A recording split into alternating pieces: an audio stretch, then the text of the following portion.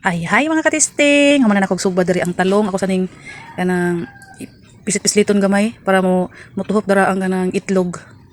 Usa prituhon. Ya pinaslumo-slumo lang kay basi malata ba malangkat. Di na mapurmag talong.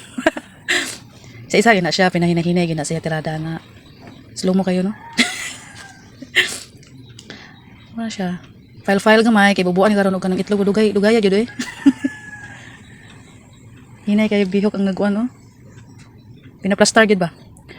Ora na siyang haluan og duha ka itlog. Nya ako ano dai na batilon dai ng itlog ron. Batilon ra.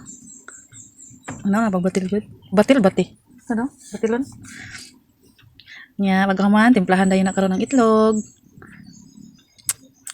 Timplahan na og adugaya pud katimpla oy. Plag asin.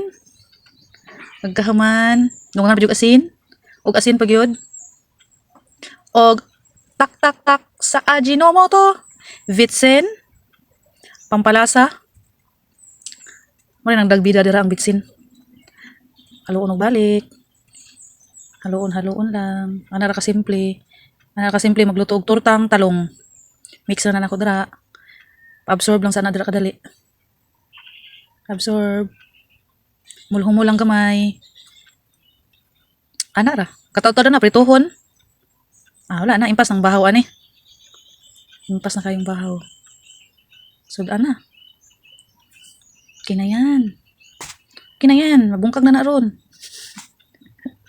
Hala, sige gidyabog ko kayo. Tama na ba?